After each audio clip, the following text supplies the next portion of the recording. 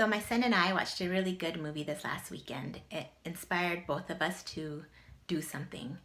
If you were to ask me what my biggest fear is about something happening to me, it wouldn't be death or disease or sickness or even that happening to one of my children or, even some natural disaster that ends up, taking my entire family or a car accident. I mean, I think those things would be awful and incredibly devastating, but I don't think it would compare to the pain of having a child be missing. Like, that is my biggest fear, is having one of my children go missing and not knowing where they are.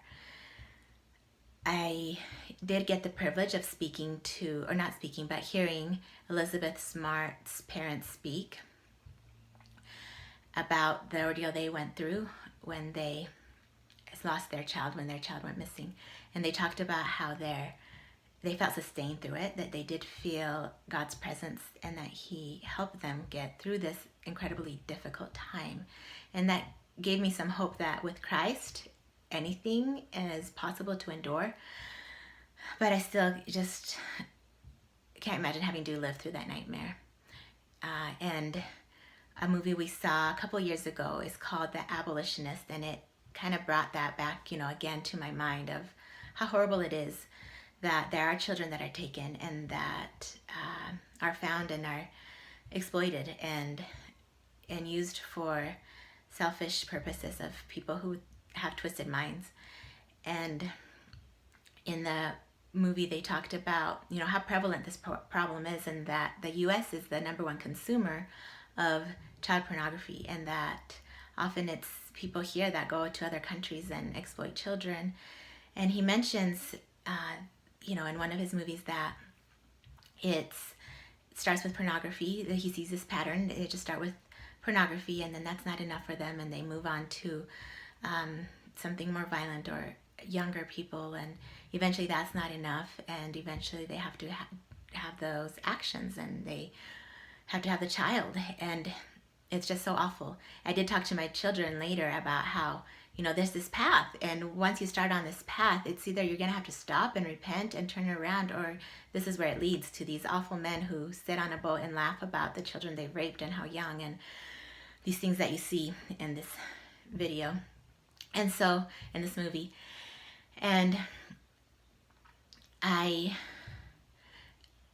the movie that I wanted to see, that my son and I watched, it was a second part to The Abolitionist. It's kind of what the ongoing story of what this man Tim Ballard is doing to stop this trafficking and to help rescue these children, and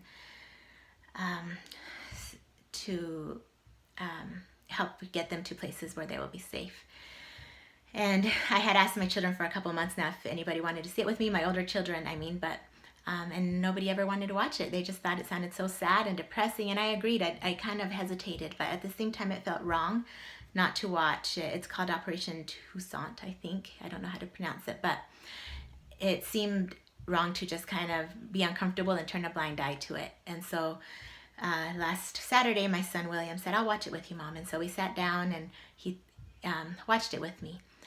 And it was really difficult to watch. Like I said, some of the things that you have to hear about this man talking about, you can have this child for 4 hours for $500. How twisted is that? And it hurt my mother heart so much. But at the same time, the movie was incredibly inspiring. My son, when he was done, said, "I want to write an oratory about this." And it's his talent and his opportunities that allow him to kind of share awareness that way. And it inspired me also. And the reason is because this man, Tim Ballard, the one who started this Operation Underground Railroad, this nonprofit organization, he left his job that was comfortable. He was doing good in it, but he felt he could do more. And so he left and he started his own company. He started asking for people to donate and just doing his own thing so that he could do more and help more children that were outside his jurisdiction before. And he has done so much good. And you can't help but feel his love when you watch him speak and hear what he has to say. And it catches, it makes you want to do the same. And that is the kind of children I want to raise. That's the kind of person I want to be. I don't want my children to be content with coming home after work and sitting down and watching sports and playing video games and wasting their time away. I want them to realize that there are people suffering and that they can do something about it. One person can make a difference. And that is why I started the Waking Warrior site, because I got tired of seeing people who had so much potential for good wasting their time away on video games or on different things, and not seeing what they could be doing and feeling lost at times.